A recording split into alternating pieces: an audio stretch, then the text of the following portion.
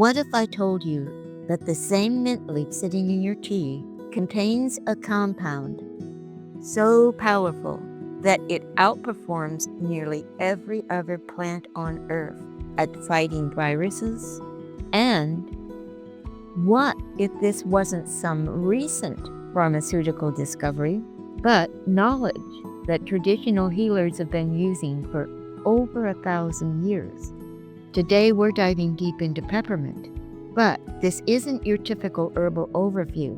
We're exploring its herbal energetics, an ancient way of understanding plants that goes far beyond just their chemical constituents. We're talking about the actual qualities, temperatures, and movements that herbs create in your body. And by the end of this video, you're going to understand why peppermint does what it does, and more importantly, when and how to use it, based on principles that have stood the test of time. But first, let's talk about that viral compound I mentioned. When we look at peppermint through the lens of herbal energetics, we see a plant with a fascinating duality. It's primarily warm and stimulating, and you can feel this when you taste it, right? That immediate sensation of heat and opening. It's pungent with a touch of sweetness, and it has this incredible ability to move things that are stuck.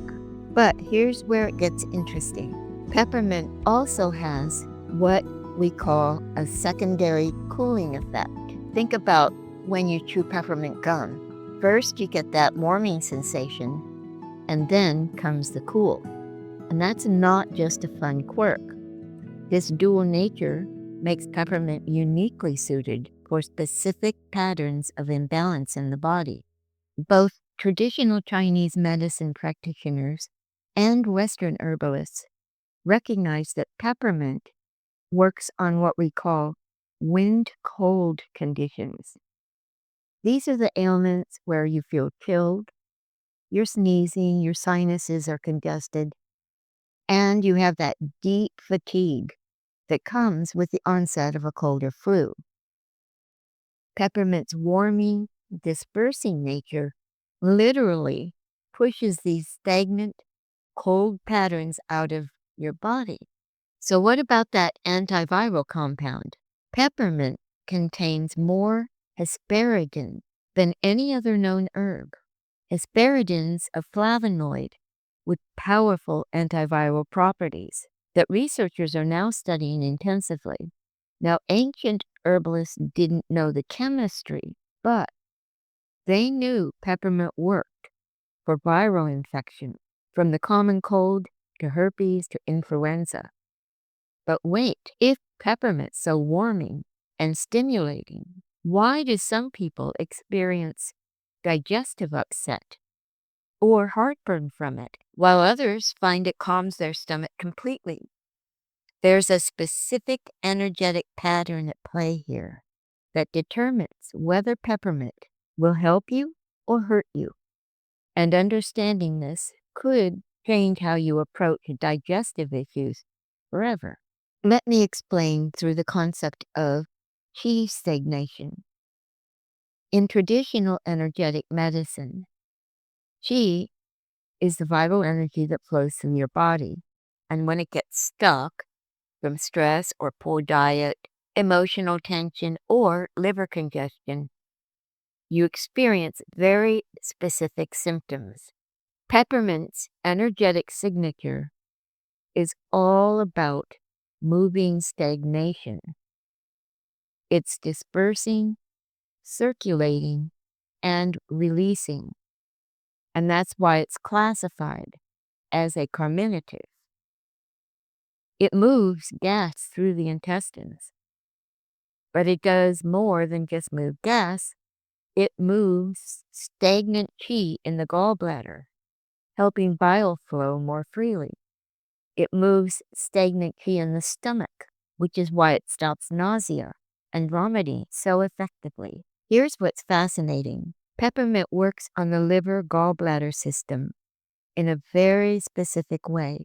When you have what traditional herbalists call liver qi stagnation, you might experience frontal headaches, nausea, indigestion, and that feeling of fullness or pressure in your right side. This pattern is incredibly common in our modern, stressed out world. Peppermint's pungent, warm, and dispersing qualities break through this stagnation, and it literally opens up the flow. This is where those specific chemical constituents come in.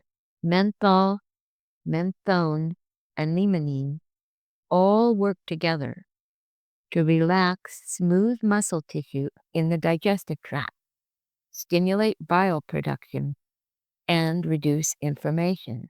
So here's the answer to that question. Peppermint works best when there's stagnation, coldness, or sluggishness. But if your digestive system is already hot, inflamed, or overstimulated, peppermint's warming quality might just make things worse. And that's why people with GERD sometimes react poorly to it. The warming stimulation can relax the esophageal sphincter too much. So the key is matching the herb's energetics to your body's pattern. Cold, stuck, peppermint is your ally. Hot, inflamed, or overstimulated, you need cooling, soothing herbs instead. Okay, so now here's something that might sound strange. Peppermint affects your nervous system and your gut in almost identical ways.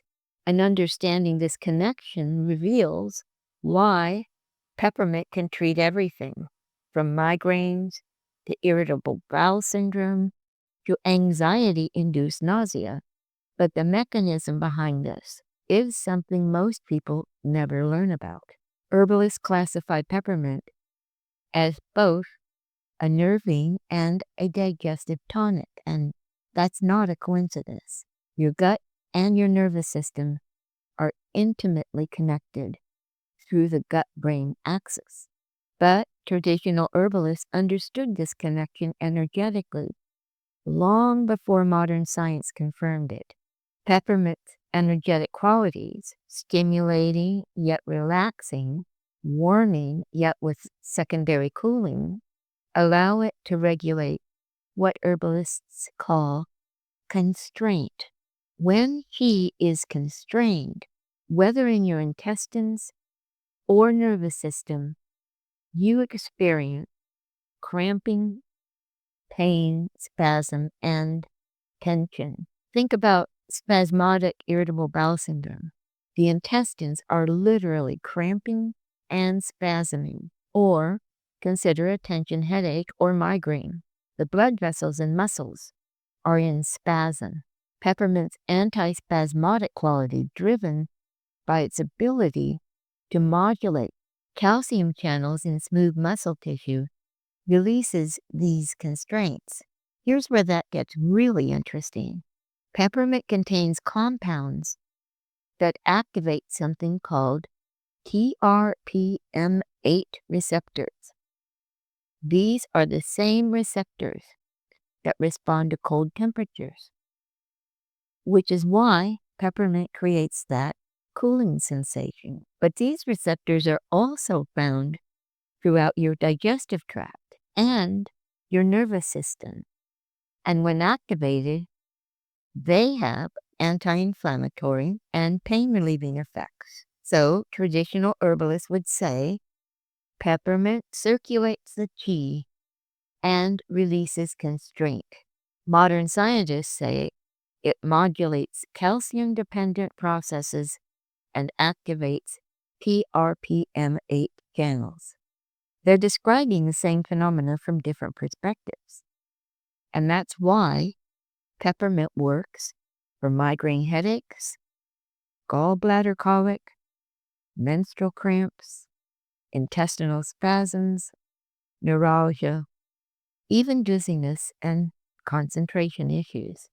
All of these conditions involve some form of constraint, spasm, or stagnation in either the nervous system or digestive system. The mechanism is peppermint's unique ability to simultaneously stimulate circulation, getting things moving, while relaxing spasms and tension. So it's both activating and calming. This dual action is encoded in its energetic signature, warming and dispersing, yet with that secondary cooling effect that soothes inflammation and pain.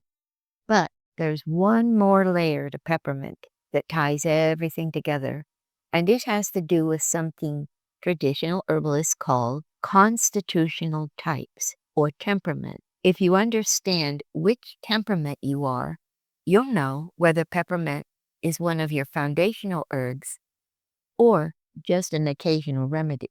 And this knowledge could literally change your entire approach to self-care. Traditional medicine systems, from the Greeks to the Chinese to Ayurvedic, all recognize that people have different constitutional types or temperaments. Now, these aren't just personality types, they're energetic patterns that determine how your body responds to foods, herbs, stress, and environmental factors.